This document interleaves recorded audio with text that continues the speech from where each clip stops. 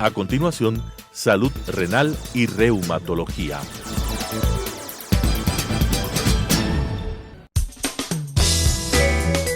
Clasificación A. Apto para todo público.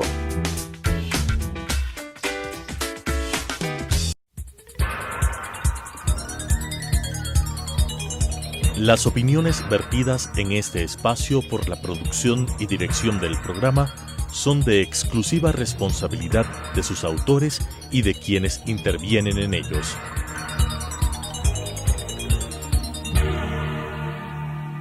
Telesucesos Canal 29 UHF presenta Salud Renal y Reumatología. Tratamiento integral, preventivo y curativo de enfermedades renales y reumatológicas con la conducción de las doctoras Belia Meléndez y Cristina López. Salud renal y reumatología. Buenos días, gracias por acompañarnos en un nuevo programa de Salud Positiva. Ahora vamos a tratar un poco de curiosidades sobre el pulmón y también vamos a tratar sobre la EPOC, debido a que el 18 de noviembre se celebró el Día Internacional de la EPOC. Bueno, buenos días.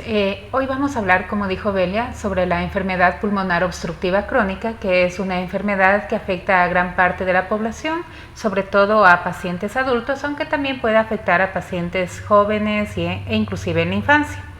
Para adentrarnos un poco en el tema, primero vamos a hablar sobre algunas curiosidades. Primero, debemos tomar en cuenta que los pulmones son dos órganos vitales que tenemos en nuestro cuerpo y que debemos considerar que respiramos aproximadamente entre 5 a 6 litros de aire por minuto, que es la capacidad que tenemos en los pulmones, lo que se llama capacidad pulmonar.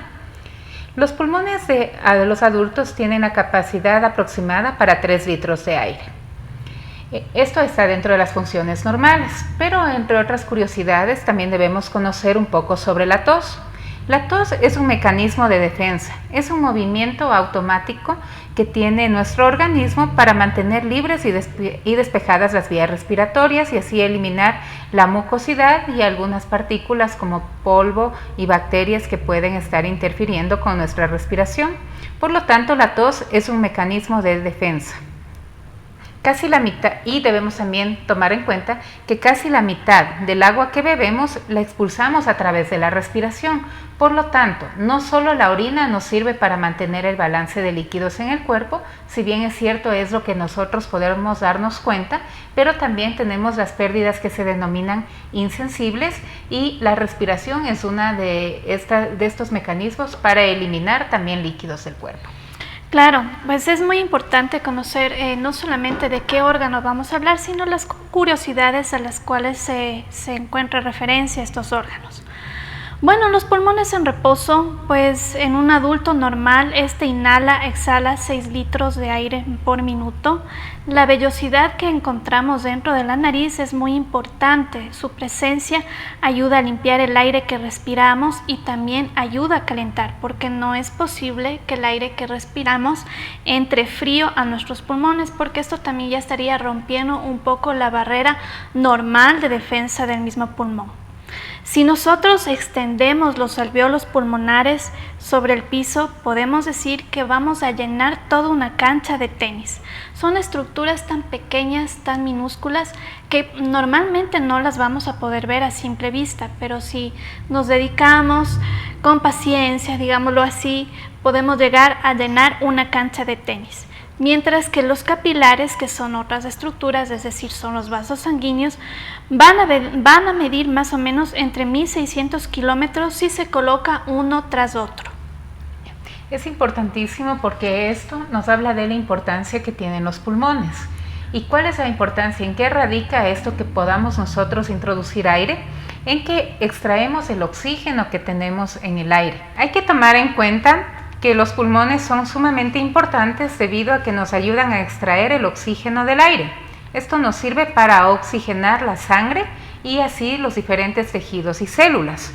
Si bien es cierto, hay oxígeno, también no solo en el aire, sino también en el agua, nosotros no podemos extraer el oxígeno del agua como otras especies de animales, por ejemplo, los pescados, algunos crustáceos también, que pueden respirar debido a que tienen unos órganos especializados llamados branquias, que les permite absorber el oxígeno que se encuentra dentro del agua y que al igual que nosotros no podemos respirar dentro del agua, ellos no pueden respirar fuera del agua debido a que ahí falla su mecanismo. Entonces, la importancia de los pulmones en los seres humanos y en los mamíferos en general es que sacamos el oxígeno del aire inspirado para poder llevarlo a través de la sangre y así poder oxigenar las células y tejidos. Y de vuelta, claro, viene la sangre no oxigenada para poder eliminarse por medio de la expiración.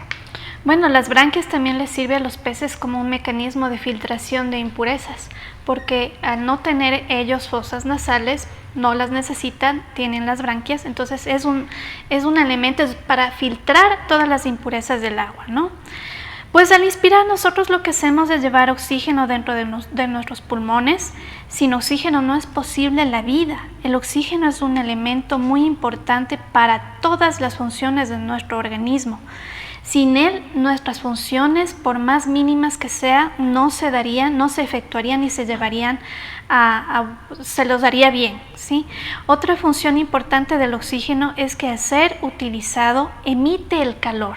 Al emitir el calor mantiene las funciones vitales de nuestro organismo en orden. Entonces, el oxígeno y el calor es lo que mantiene a un organismo vital. Al ser una función vital la que cumplen los pulmones, obviamente se manifiesta a través de la respiración. En una persona adulta aproximadamente se respira entre 12 a 20 veces por minuto.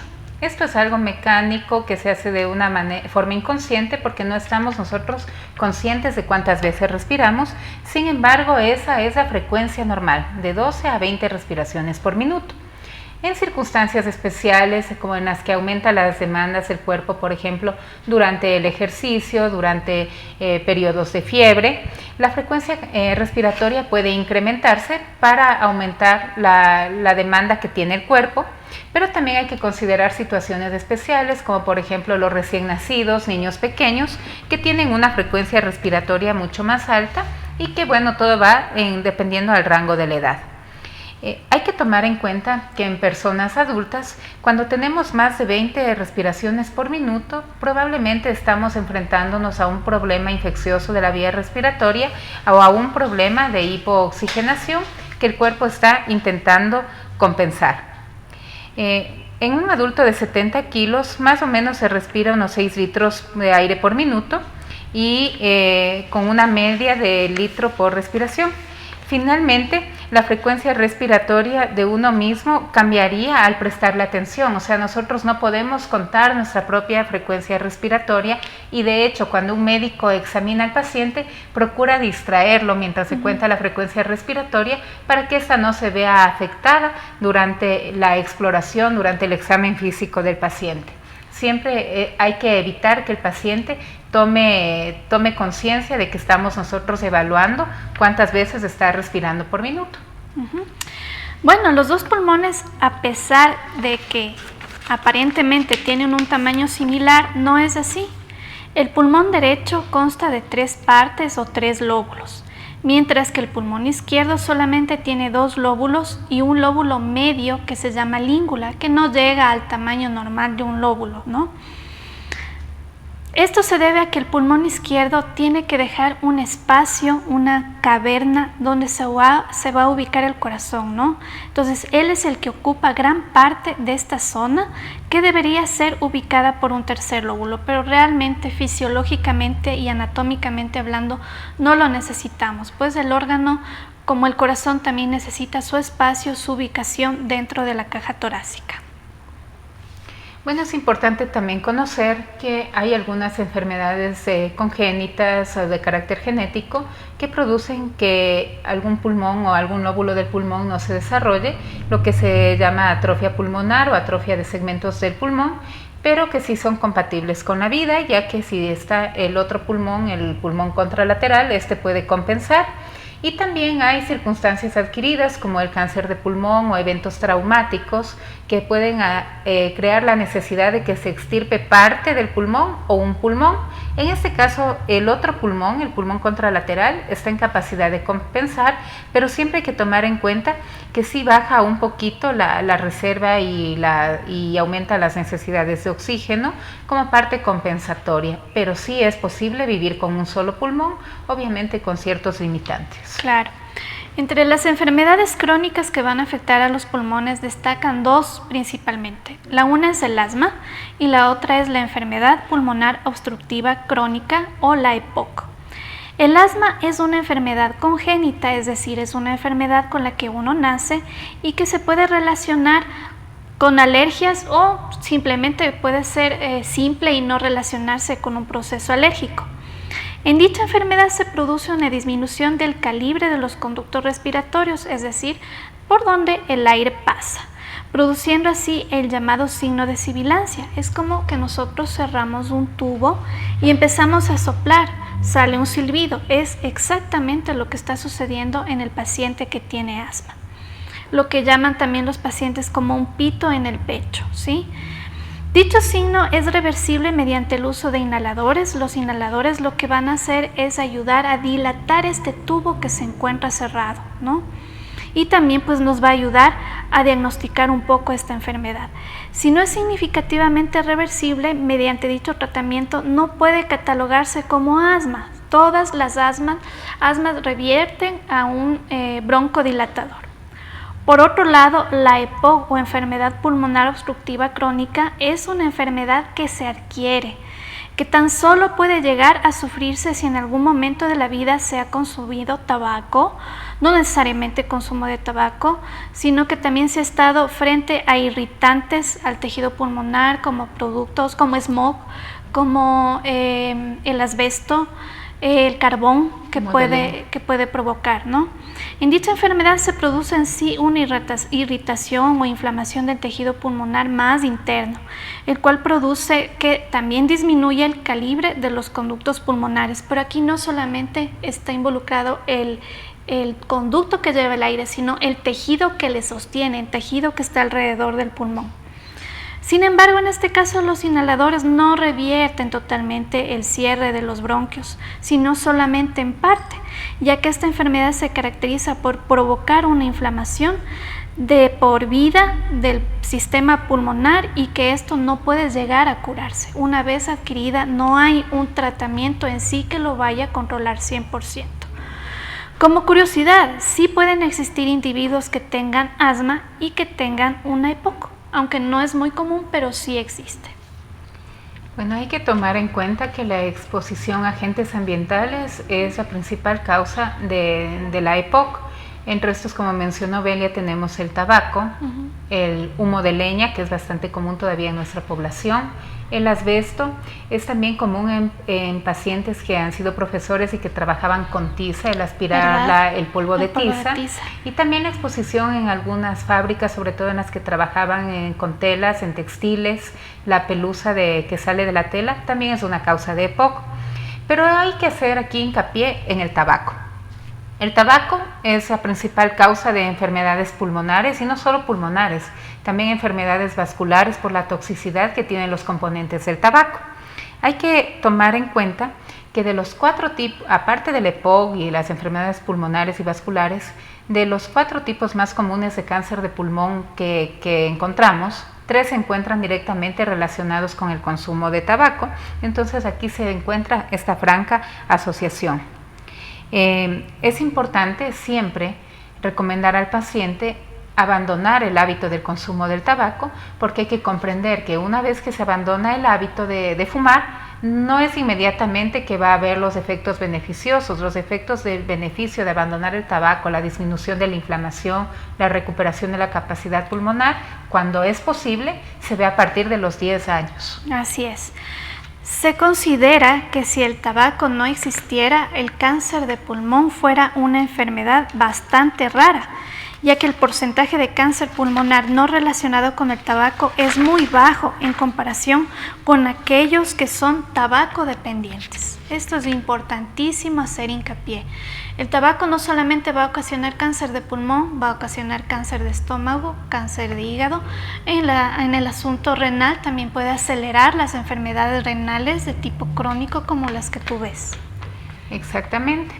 Pero no tenemos enfermedades pulmonares simplemente asociadas a los agentes ambientales. También hay enfermedades pulmonares que se asocian a enfermedades sistémicas, sobre todo como las que tú tratas, las enfermedades inmunológicas. Así es. Cuéntanos, ¿qué nos puedes informar tú sobre la pleuritis que se asocia al lupus eritematoso sistémico? Bueno, estas ya son situaciones un poco más puntuales, ¿no? En el lupus, aparte del daño de otros órganos como riñón, corazón, el daño que también podemos considerar que es una situación bastante grave es el daño en los pulmones. ¿Qué es lo que sucede? El pulmón normalmente está rodeado de una membrana. Y en el lupus se genera líquido que rodea o que invade este espacio virtual de la membrana que rodea al pulmón, de tal manera que evita que el pulmón se expanda de manera adecuada. Y no solamente esto, sino que el líquido que se encuentra dentro de este pulmón o de esta cavidad que rodea el pulmón puede llegar a infectarse, la cual es una situación bastante grave en los pacientes con lupus. Entonces, en un paciente con lupus, ¿cuáles son los síntomas que deberían ser la alarma para pensar en una inflamación, una pleuritis? Claro, primero el dolor torácico, es un dolor torácico muy intenso. El hecho de inspirar provoca dolor, el hecho de expirar también provoca dolor. El paciente adopta una posición antiálgica, encorva su tórax para evitar que le duela. La otra puede ser una tos que no sea productiva, quiero decir con no productiva que no provoca flema.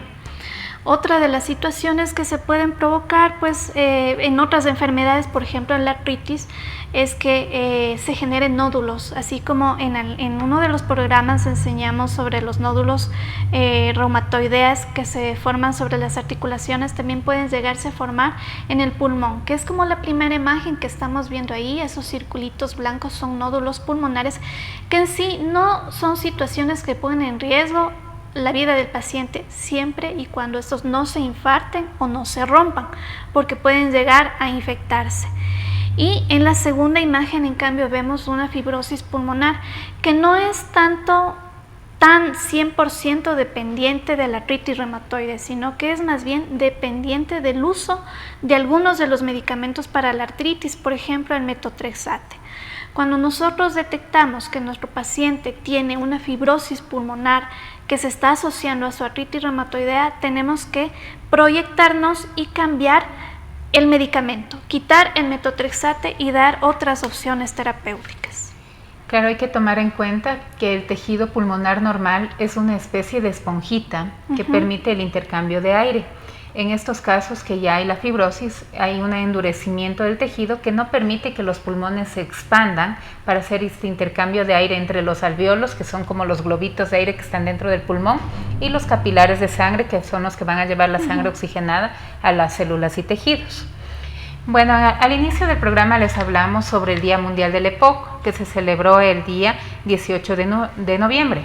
Esta es una fecha que es promovida por la Organización Mundial de la Salud para crear una mayor comprensión de la enfermedad y mejor atención de los pacientes. Hacen campañas de concientización en relación al no consumir tabaco, a los factores que son de riesgo y los que causan la exposición a ciertos factores que va a promover esta enfermedad. La importancia de crear conciencia sobre esta enfermedad es tener pacientes adultos mayores o pacientes que ya están en la edad adulta con menos dependencia de otras personas y con una no dependencia a un tanque de oxígeno en forma permanente. Entonces de esto viene este día que en este año fue el 18 de noviembre, que es el tercer miércoles del mes de noviembre, el Día Mundial del EPOC. La enfermedad pulmonar obstructiva crónica no es más que una afección que ocasiona dificultad para respirar, como la bronquitis crónica, que implica una tos prolongada con una formación de secreción de moco, y el enfisema, que en cambio es la afección o daño pulmonar que dura mucho más tiempo.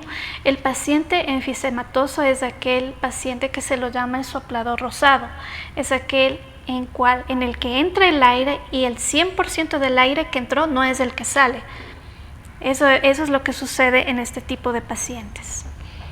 Bueno, debemos tomar en cuenta que conforme pasan los años, la población también va envejeciendo, es mayor la expectativa de vida, y esto es debido a las condiciones médicas, a los tratamientos que pueden prolongar la vida del paciente, y por esto viene esta idea de la OMS de plantearse objetivos muy claros en cuanto a reducir los factores de riesgo comunes en enfermedades crónicas, que quiere decir que abarcan largos periodos de la vida o que están presentes para toda la vida, y que no son transmisibles porque son las que actualmente están causando epidemias, no solo la EPOC, sino la obesidad, la diabetes, la enfermedad renal crónica, la hipertensión arterial. Entonces la idea es tener objetivos claros para crear ambientes más saludables, tener una mejor calidad de vida, mejor alimentación y en general hábitos que no sean nocivos, como por ejemplo el consumo de tabaco, y fomentar la actividad física y la no contaminación del ambiente. Claro, tenemos que hacer hincapié en esto, pues evitar el tabaco, exponernos al humo del tabaco, porque una cosa es fumar tabaco y la otra es ser el fumador pasivo, es aquel que está al lado de la persona que es fumadora ya crónica, ¿no? Evitar ambientes contaminados, evitar, si ya es fumador, pues tener un poco más de conciencia de la salud del resto y no fumar en sitios que sean cerrados, sino buscar sitios exteriores con buena circulación de aire para que pueda fumar, en todo caso si es que ya es fumador. Prevenir las muertes prematuras y las discapacidades son evitables con aquellas que son relacionadas con las enfermedades no transmisibles. Por ejemplo, el tabaco es algo que es no transmisible. Claro. Hay que tomar en cuenta que el EPOC es una enfermedad que afecta a la edad adulta, causa muerte prematura, causa discapacidad, dependencia de otras personas, deterioro progresivo. Esta enfermedad no tiene cura, entonces, ¿qué es lo que debemos hacer? Prevenirla, y en el caso de que ya haya sido diagnosticada, que su diagnóstico sea lo más rápido posible y recibir un tratamiento adecuado por el médico especialista, que en este caso son los doctores neumólogos, ¿no? Para retrasar la progresión de la enfermedad y que el paciente no tenga ese grave deterioro que conlleva la hipoxigenación, o sea, la baja de la oxigenación en el cuerpo, que afecta a todos los órganos y causa, francamente, un deterioro en la calidad de vida que es terrible y muy marcado, ¿no? Así es, y seguimos haciendo hincapié en las formas de evitar esta enfermedad, ¿no? Hay que mantener el peso adecuado, hay que realizar la actividad física que sea adecuada para la edad, hay que seguir una dieta equilibrada, no abusar de la sal, eliminar el tabaco, eliminar la presencia del humo del tabaco, evitar ambientes que tengan polvo o que tengan productos químicos y que sean irritantes para las fosas nasales y por tanto para el pulmón. Bueno, con esto esperamos que haya sido de su interés la información. Háganos preguntas, escríbanos a nuestras redes sociales, siempre estamos dispuestos para contestarles y solventar cualquier inquietud que tengan. Acompáñennos la próxima semana en un nuevo programa de Salud Positiva. Un gusto haber estado con ustedes. Hasta la próxima semana.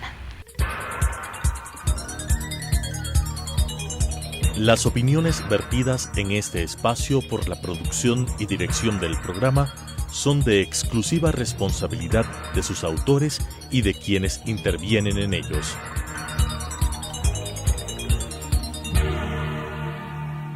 Telesucesos Canal 29 UHF presentó Salud Renal y Reumatología.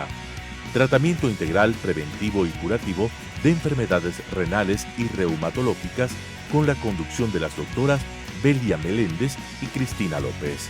Salud Renal y Reumatología.